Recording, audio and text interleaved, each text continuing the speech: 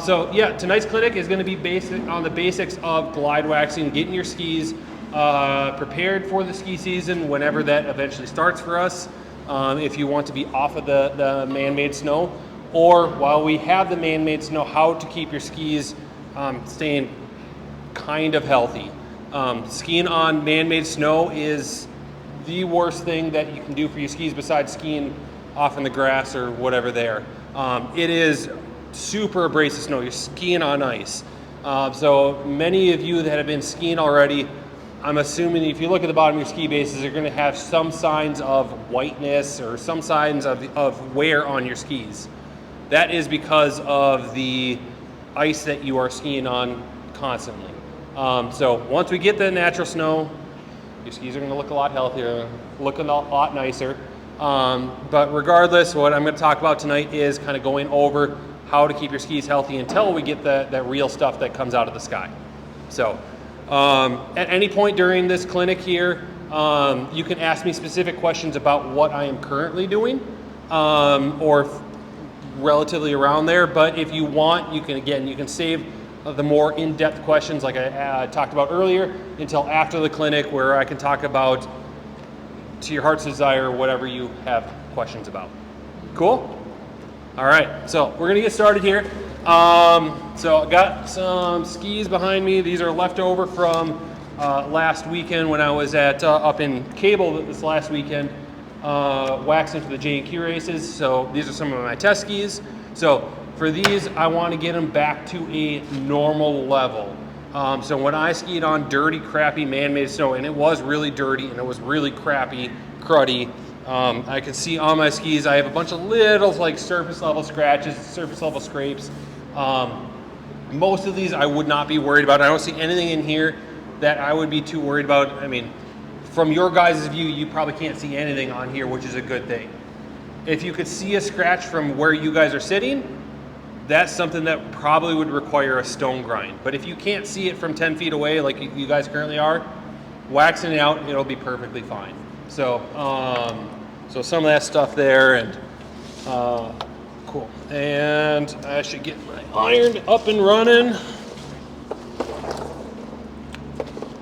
Okay, so very first thing that I want to do with skis, extremely important for, I mean, really all times of the year, but especially now when we're on that man-made snow, when the temperatures are warmer, the snow that we're skiing on is super dirty.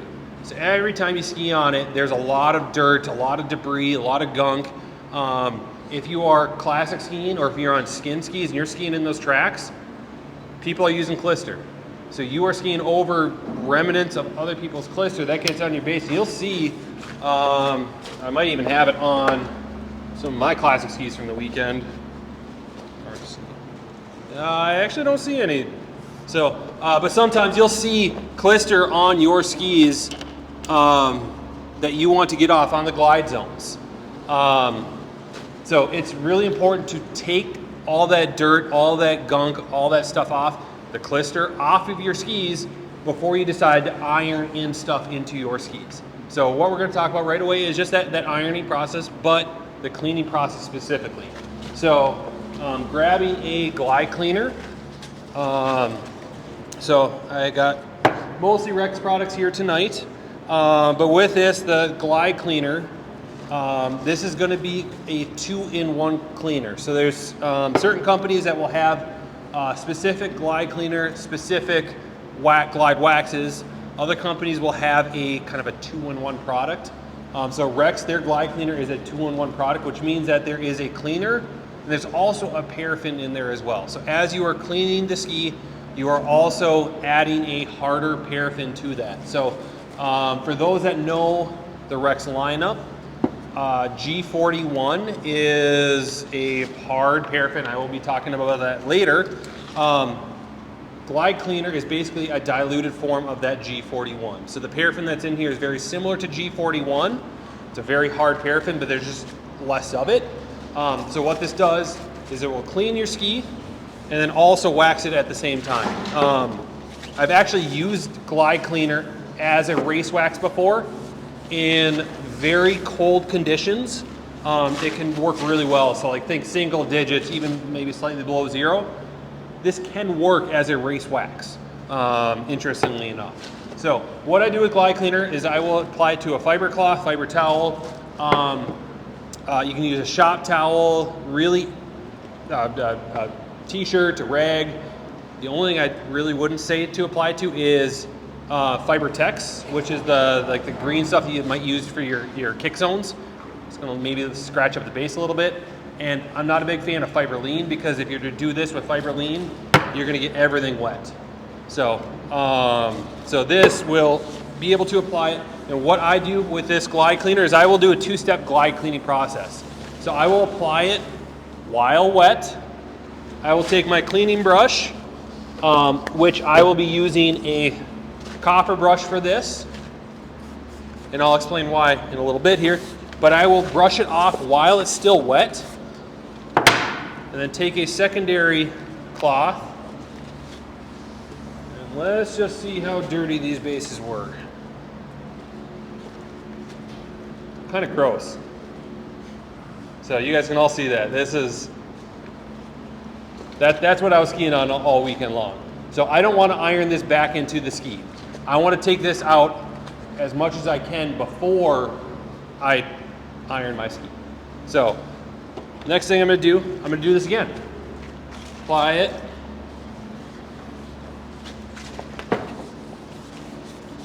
But this time, instead of doing a wet brush, I'm going to let it dry. So with this, I'm just going to wave the ski here while I'm talking about at least a brush, because it does take, I don't know, 2 to 3 minutes to let it dry. So with this, the brush that I'm using, copper brush. So you can use a variety of different brushes to clean out a ski. I myself will prefer a metal brush of some type. So metal is going to be able to clean out the structure a little bit better. The best type of brush to use for this really would be a steel brush. So I have this gold brush here. This is my favorite brush that we use at the shop, favorite hand brush we use at the shop. I'll show you my favorite brush I use later on. But my favorite hand brush is the steel brush. The issue with this is a $100 brush. It's kind of expensive to use just for cleaning. So I will use a more affordable brush. So this is a, I don't know, $35 retail brush for cleaning process. So it'll clean out the ski really well, get that stuff off. So now you'll see as I shook that up or dried this off, you see this kind of white film across the ski. That's the paraffin that's in that ski, in the wax. So you see that drying off. That says sign once it's milky white, it's a little bit dusty. That's a sign that the ski is now ready to be brushed out for that second time. So again, I will take that same metal brush, brushing out with a metal brush. I'm just going to do unidirectional. I'm not scrubbing with this brush. I'm pushing the brush one way.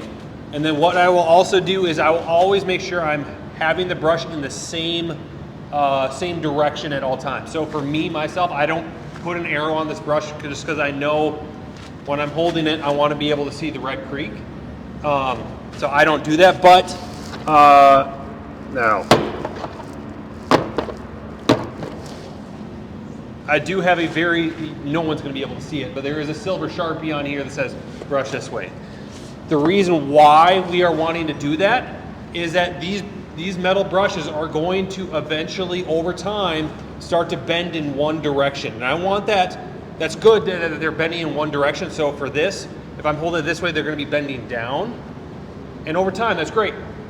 But if I accidentally push this way and the bristles are pointing that way, I'm now digging these bristles into the ski base. It's not going to be good for the brush, and it's probably not as good for the ski either. So that's one thing with metal brush, whether it is a copper, brass, steel, really anything, I'm wanting to make sure that I'm having that in one direction. This brush is a dedicated cleaning brush. So you saw all this gunk I was taking out of the ski. Well, I want to make sure that I'm not putting this back into the ski afterwards. So that's why I like to have my cleaning brush be a relatively cheaper, more affordable brush. So just your old crappy retired metal brush can work. Other brushes I use for cleaning, Horsehair brush can be really good for cleaning as well. A horsehair brush, going to be stiffer bristles than a nylon brush, and you can scrub it back and forth. So if you're worried about the metal brush damaging your ski, which it shouldn't be as long as you're using the brush correctly, this is a safer brush to use. So those that are on a high school program, a high school coach, horsehair is probably a safer option to give to your athletes because they don't pay attention there. So horsehair brush can be a great cleaning brush for high school level athletes. So I'll just demonstrate the horsehair brush cleaning. You can just go back and forth scrubbing on this. Because those horsehair bristles, they're not going to damage the ski, and they do bend both directions, so you can rub that both directions. So, cool. I now have the ski clean. Is there any questions on the cleaning process? Not a whole ton. It really is dependent on the brush, so I could put more pressure on a horsehair or a nylon brush. I probably could put a little bit more pressure on the copper brush or the brass brush. The steel brush, I really try to let the brush do most of the work. If you push down on these bristles, they're really fine, really soft bristles. They're going to get damaged very easily. And I see that quite often, especially with these gold brushes. They just get smushed down, and then your brush is now useless. So, good question there. What about the old method of using a really soft wax for a cleaning product? Hot scraping specifically is what I think that you're alluring to there.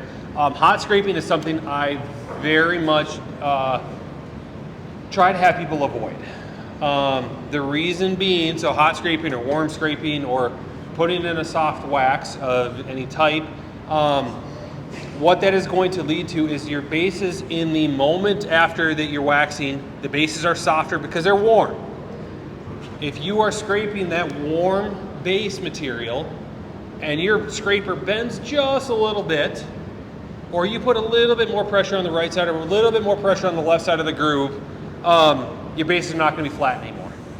So, and the amount of times I see bases that come in where I'm the head grinder at Pioneer Midwest, that's the main problem I overcome is not scratches, it's flat bases. So trying to figure out ways to make sure that your bases stay flat, that's going to be the biggest performance boost that you can give yourself. So avoiding hot scraping, if possible, is a huge piece. So, and I'll discuss a little bit more about the ironing techniques and scraping techniques here just now. So now that we got the ski clean, putting wax into it. For the basic level that we're kind of going for tonight, really all that you need is just one or two types of waxes, and really it's just one melt on wax. I mean, if I'm assuming that most people have been to Pioneer before, been into our wax area and seen the hundreds of different wax options we have there between glide waxes and liquid waxes and clisters and kick waxes and all this sort of stuff. You can really dumb it down really easy and make a very easy to use wax kit with just a few options. So for melt-on waxes, just getting a regular old blue is going to be huge. So blue waxes are going to be the staple for what we see here in the Midwest. The reason why is that generally we have cold weather, not this winter apparently, and generally we have normal snow. So blue is going to be your go-to. I mean, people say all the time, perfect blue day. So that's going to be the go-to wax. The nice thing with these waxes, with a blue wax, is that it is going to be harder than your yellows, your reds, your purples, your warmer waxes, which means that it's going to be more durable. So the harder a wax is, the more durable it will be. But it's also not too hard where we're getting into levels of like a Stark Green, or, I mean, everybody knows Stark Green, where it's pretty difficult to apply. So it's kind of given the balance there of a very durable wax, but also something that's easier to apply. So, so with this, I got my blue wax here, and got my iron. Oh, it's just counting. And I haven't cleaned my iron from the weekend, so I got a little gunk on there. So With that, just cleaning an iron off. I just want to make sure that, again, people can kind of see this like gunk that I have on that iron. I also don't want this to go on the ski. So take my shop towel, just rub off the majority of that gunk. Looks a little bit better. And I might even do it one step further by putting some wax onto the iron and then rubbing it off one more time. So I now have a shinier iron. I probably could still clean this a little bit better, but I don't have the tool here to do that. All right, so applying wax to a ski. This is going to be a very important step, is to actually apply the wax to the ski correctly. So there's a few different ways that you can do it, and I will do it in the few different ways that you probably have heard of people doing it. So starting off with the incorrect way is going to be dripping the wax onto the ski. So getting this on and just dripping wax on the ski. I'm wasting a lot of wax because I just missed the ski there a little bit. So with that, and I'll just do this. So with that, I just dripped a bunch of wax onto that ski. It's big piles there. It's gonna be a pain in the butt to iron in. So the second way to apply wax to a ski is gonna be crayoning. And this is gonna be the more economical way, but it's also gonna be the safer way for your ski. So with this, I'm just gonna put the wax to the iron and then quickly touch it to the ski. And so there we go. So we got the droplets here, we got the crayon method here, and the third way to do it, and this is the more expensive way, but it's really nice, is use a wax machine. I don't know if the video can see me over there. All right, I'm just gonna make a quick move with this. Somebody look on there and tell me when they can see the wax machine on the video. Yeah, cool. All right, so then the last one here is the wax machine. So what this is I'm gonna grab. So I've got a tray in here, which I can grab out. So in this tray, I've got some Rex Blue in here. I've got the wax that I'm applying to the ski. There's two rollers in here. There's a metal roller on bottom, aluminum roller, and then a rubber roller on top. And after the clinic, you guys can come up and look at it and see it here. But what it will allow me to do is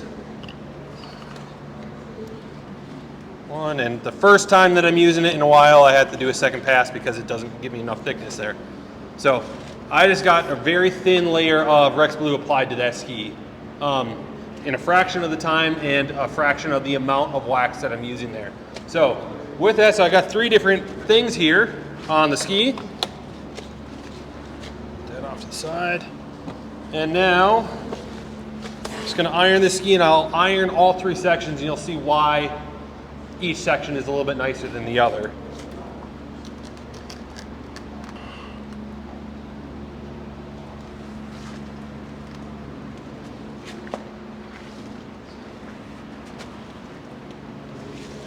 All right, so with this, when I was applying pressure to that iron, I was putting more pressure on the back of the iron and letting that front kind of float over the ski, over the wax, over the stuff on there. Trying to keep even pressure on both the left and the right side of the groove, assuming I have a flat ski base. And so these skis I just ground last week. They're basically brand new skis to us. The bases are very flat, so pretty easy to iron. But now what you'll notice, see the difference there? So this middle section and the outside section, great, perfect. I probably do not have to pass either of these sections again because I didn't miss any spots. I missed a lot of spots in here on that drip method. So everything you see in here, all these little drips here, I probably would want to go over again. In addition to that, this groove is almost completely filled up. Having wax in the groove is really not super important to your gliding your skis. So I'm just wasting a lot of wax there and also giving myself more work and potentially leading to, okay, I have to iron this again. I'm going to have to heat my ski base up one more time. So if I were to, and this is what I see quite frequently with some people, is that, okay, I missed that ski, I'm gonna go back to it right away, right again. So right now, I missed that spot, I'm gonna go back in. Well, this base is still a little bit warm. So if you miss spots, regardless of which technique you were using, if you miss a spot on the ski, set it off to the side, let it cool back down. So with this ski, because I missed that spot, I'm just gonna let it sit off to the side. I'll let that ski cool back down. I'm gonna wax my other ski here. I'll just do this one with the wax roller.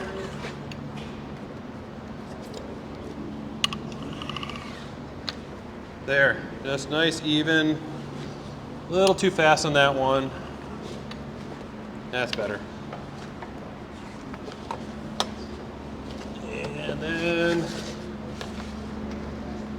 and because it's nice and even there, I can move a little bit quicker than I did on the other one. Again, having weight towards the back of that iron. Super quick, super easy. Looks great. So. What temperature are you running your iron at? So for this wax specifically, I've got my iron right now at about 150. So glide waxes are temperature specific, and that's something you'll begin to use over time, begin to know over time what the company recommends generally is okay. But there are some times that in your experience, that's like, okay, I found that either it's too warm or too cold. So for example, I believe that Rex recommends this at 145. I like it better I recommend it at 140. I like it better towards the 150 myself. There's other company waxes out there that recommend a higher temperature that I like to put it on at a lower temperature. So it's a little bit of personal preference and figuring that out, but really comes down to just how easy a wax can melt. If it's an easier wax to melt, lower iron temperature. If it's a harder wax to melt, higher iron temperature. So, What's the reason for throwing the iron on if you get your wax roll that's now hot? yes. So that wax is sitting in the here at 140 right now, and the interaction between this roller here, which I can just touch myself, and then the ski base is not hot enough to transfer the wax to it. Even though it is transferring at a liquid state, there's not that additional heat that is needed to actually bond the wax to the ski base. So in the Rex, or not the Rex, the Swix catalog or the Swix manual, it says that you do not need to iron. We've done some testing and it's, unfortunately, you still need to iron. I wish that it could be as easy as you just roll it on and scrape and brush, and that's great. That'd make my life a heck of a lot easier. But yes, performance is definitely much improved if you iron the wax in after that. But the roller does help to get a very thin coat of wax on there, which is hugely beneficial when you're waxing a large amount of skis, but even just on your own. If you're at home and you know that you're going to be waxing, yes, it takes time to warm that up. But in that time, you can go grab a beer and have dinner, come back, and the wax is wet and ready, and just roll it on, iron it in, and you're good to go. So, cool. So that is applying the wax, applying the glide wax. This is not just specific to Rex Blue, it's to all melt-on paraffin waxes from any company out there. Then we're gonna move on to the next step, which is scraping and brushing. So with this, what I will do with scraping and brushing, very first thing I always do is the groove. The reason why I do the groove first is because right now I have a protective layer of wax on the ski. If I'm scraping the groove and I accidentally leave the groove and I go off the ski base, I'm now just going to be scraping wax off the material versus putting a gouge in your ski base. So get in the habit of using the groove scraper first.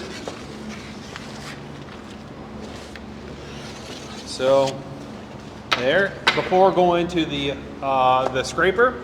Again, with this, what I will do is I will do the edges of the ski first for the exact same reason. If my scraper goes off the edges, I don't want to put a scratch in my base. I want to put a scratch in the protective layer wax. So I will do the edge here, not putting a lot of pressure on that edge, just enough to get some of that wax that melted off to the sides. And then from there, I'm going to take the scraper and scrape off that wax. And you can kind of see how much wax I'm getting off the ski base. That's just a very minimal amount of wax because I use the wax machine there. So trying to get off as much of that wax as possible with that base. So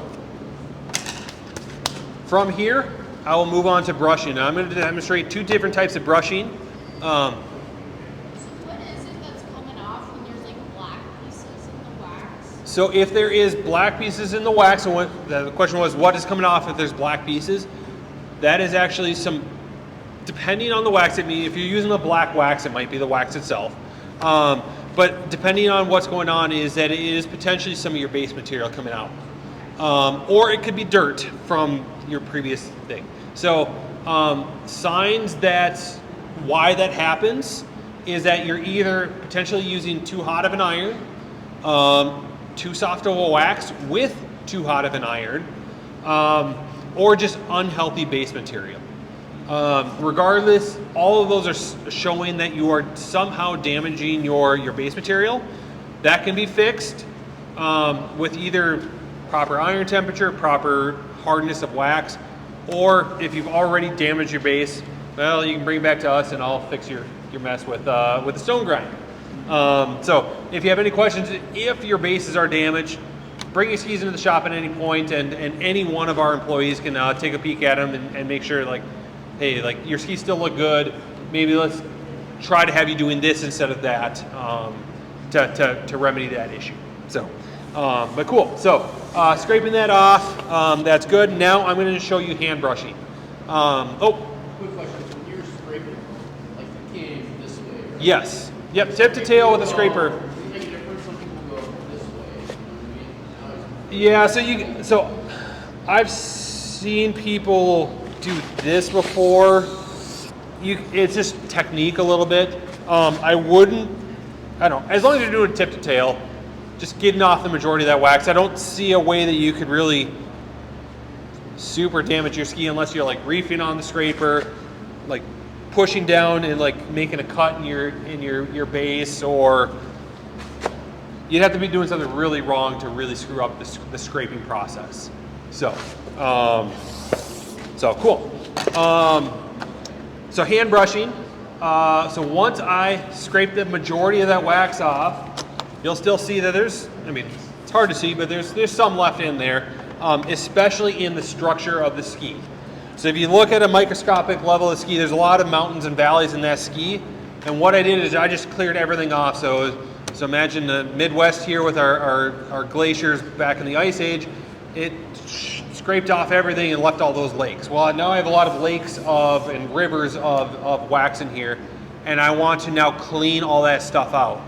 So that's where I'm going to grab those metal brushes between copper brush and that steel brush, and this is going to help clean out that paraffin. And the reason why I prefer the steel brush over the copper brush, steel brush is generally going to be finer bristles, and because of that, it's going to help to clean out the structure better than a brass brush will. So that fine bristles, the ultra fine bristles, is what we're looking for. And so regardless of company, steel is generally going to be those finer bristles, which is going to help clean out that structure better. In addition, it just takes less passes to get that wax out than it would with the copper brush. So with this, again, one direction, always having the brush in that same direction every single time I use it. And you can see how much wax is coming out of here with that dust that's coming out. So just one or two passes is usually more than enough here to take that wax out, doing a really good job.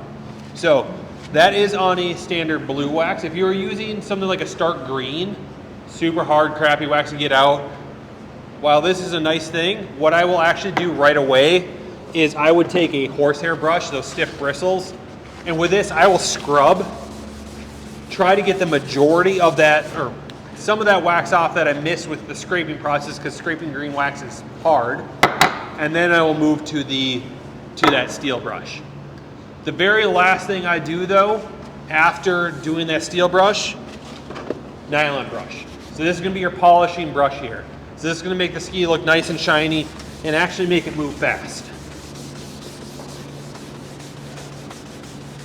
So this one you can scrub back and forth. You cannot overbrush with a nylon brush. You can do this for hours on end and it won't affect the ski base at all. It's very difficult to overbrush with the steel brush. You probably could do it, but it's going to take you a while, especially a hand brush. Just a couple passes with that steel brush, and things will be good. So, yeah. So with the metal brushes, I will clean them. So there's different ways that you can clean them. So one way, when I'm lazy, just rub it on the bottom. I got a bunch of the dust out. On my wax bench at the shop, I have an integrated vacuum cleaner into my wax bench. So I can turn on the vacuum cleaner, there's a little hose there, and I can clean it off with the vacuum cleaner. So vacuum cleaner is definitely the best way to do it, because you're just getting rid of all the dust instead of just putting it up in the air. Yes, cleaning the brushes is going to help make them last longer, work better. And I do that quite frequently when I'm using the hand brushes.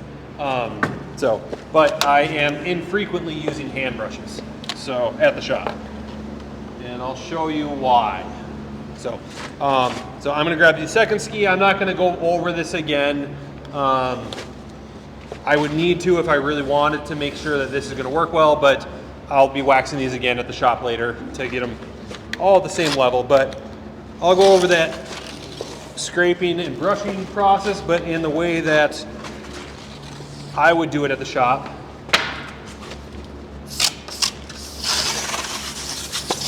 Nope, and I already skipped a step. Skipped the getting off those edges.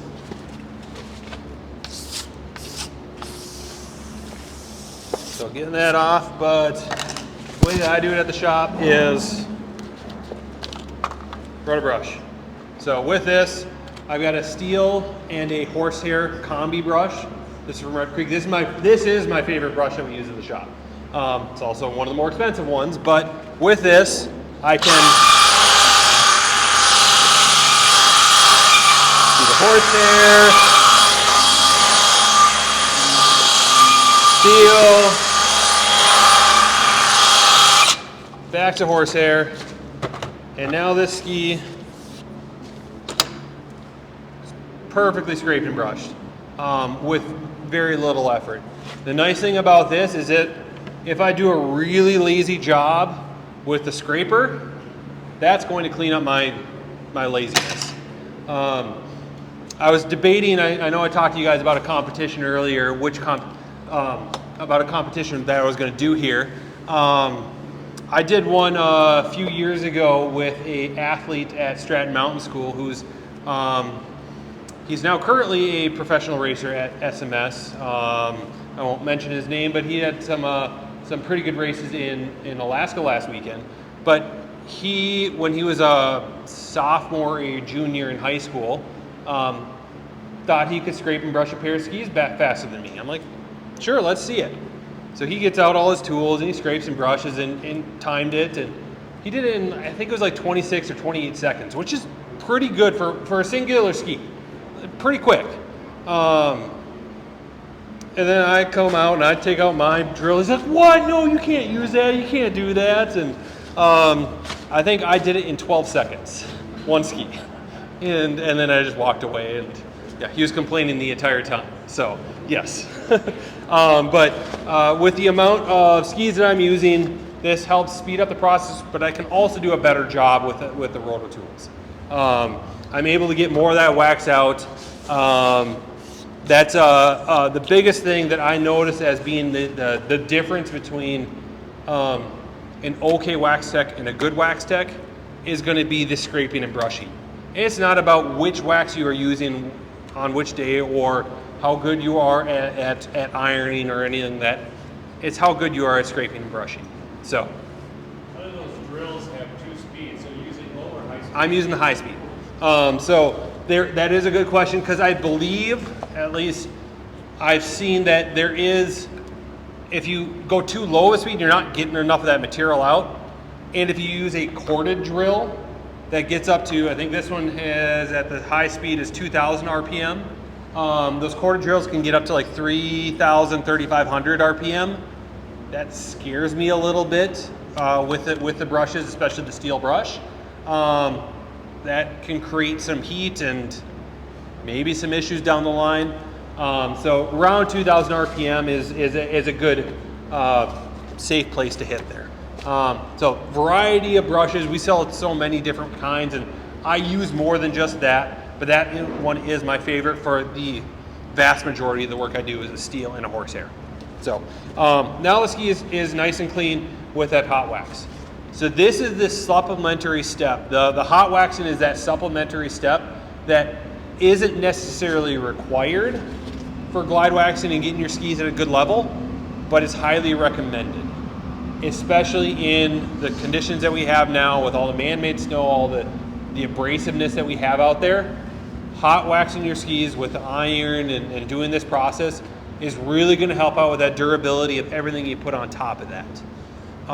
So the reason why I like the picking up just the one layer wax or one color wax or blue is that you can adjust the conditions based on the liquids that you put on top of that. Now I'll go into the liquid waxes here.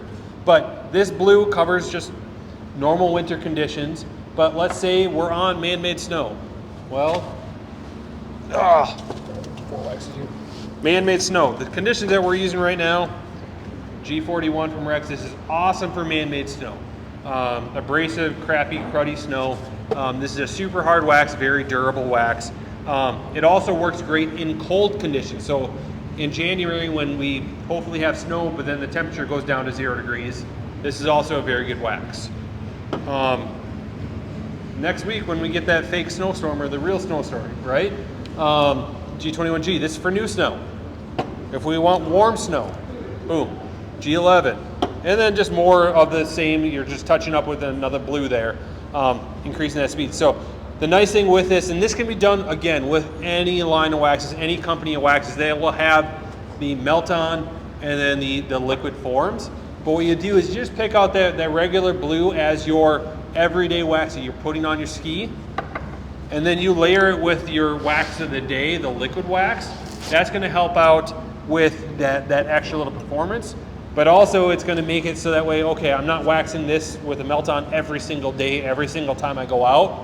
I will be doing this every 2, 3, 4 times that you go out, depending on the conditions, depending on how long you were skiing, and then try to do the liquids every day. The liquid waxing is super easy, super simple to do on your own. So I'll just put these back, just taking that G41. So with these, this is a dauber bottle. I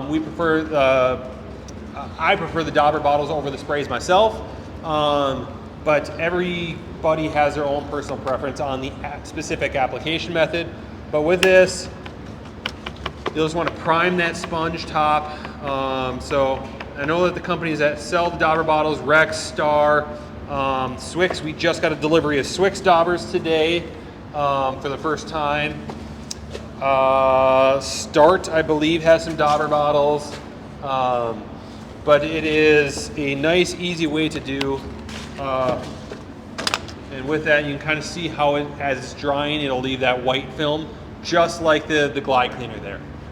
So once that is dry, it is good to brush. With these waxes, the longer that the wax sits on your ski base, the better it will work. So if you can have it sit on there for at least 20 or 30 minutes, that's great. If you can have it sit on there overnight, that's even better. So if it's something that you are planning on skiing in the morning, I don't know, when you're having your dinner beer or your after dinner beer, throw on the liquid wax, let it sit there, and then in the morning, just brush it out. The other nice thing with this that you don't need this fancy bench, this fancy profile to put it on. So I can do this. Let's walk here, and again, same thing. I can just do this standing up. You can put it on in between two chairs in your kitchen. You can really do it wherever. Not a huge deal with that. And so let's all pretend that this has been drying for 20 or 30 minutes. It's mostly dry right now. And with that, I will now go on to that blue nylon brush. This is going to be a liquid brush or a polishing brush. And that's really all we're going to do now, is just polish the ski base. So brushing back and forth.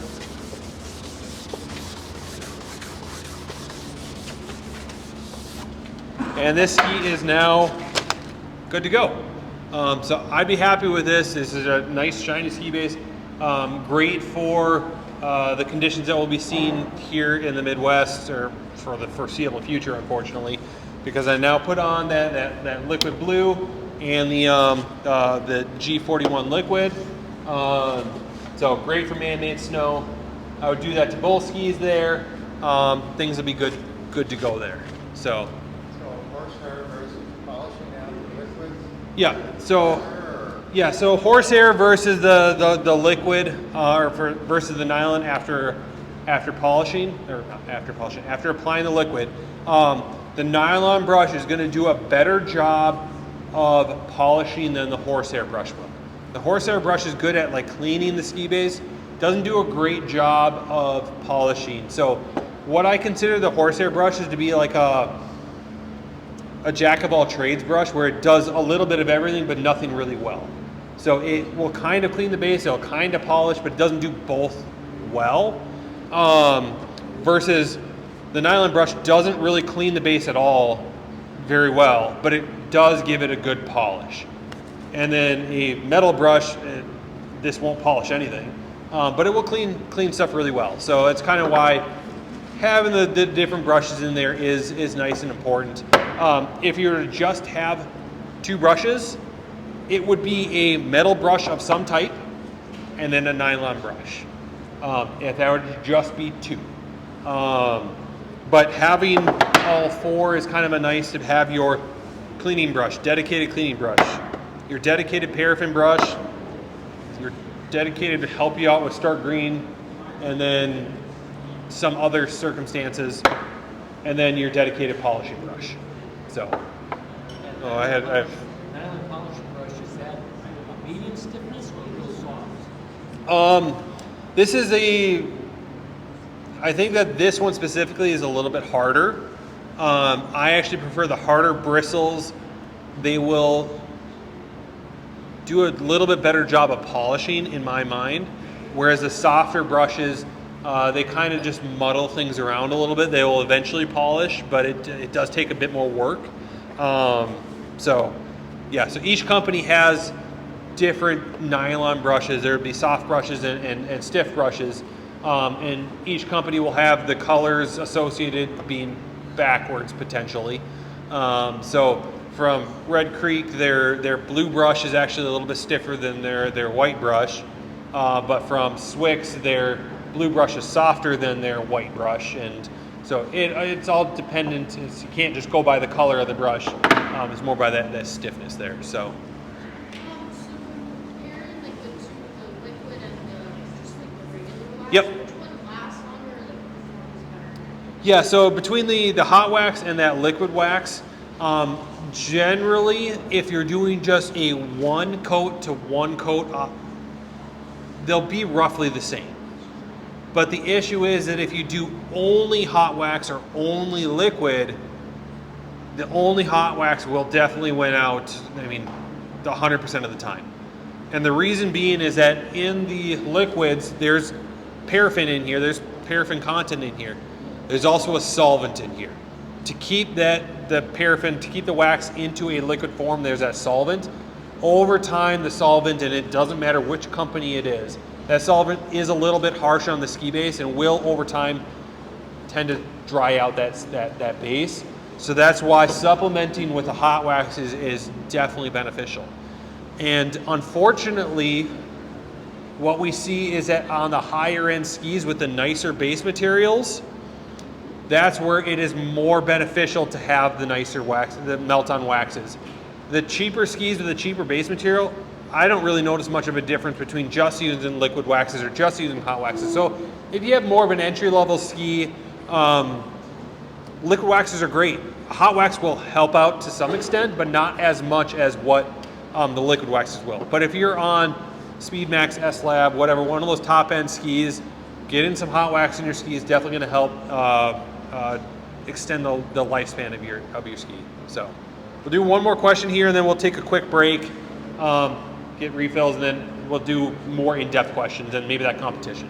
Thanks. Is there any benefit to corking the liquid wax after brushing it? So it depends on waxes. So certain waxes have better application methods than others, or different application methods. So with the Rex G series specifically, the best way that we found to apply it is to put it on, let it dry, brush it out. With the brand new Rex NF series, Roto-Wool has seemed to be the best product. With Star waxes, we've seen really good success with Roto-Wool. We've also seen good success with ironing the liquid. It's a little bit more of an advanced technique, but it can be done, helps out with the durability. So it's all wax specific, and that comes with a lot of testing and a lot of knowledge. If anybody has questions on what the best way to apply a certain wax is, I can definitely help out with that. At least from all the stuff that we sell at the shop, we've tested almost all of it, and kind of know where it works the best, what works the best, and how to apply it best. So cool. So let's take a quick break here. I'm a little bit thirsty, and then we'll get into the more advanced question and answer and that competition I was talking about. So thanks, guys.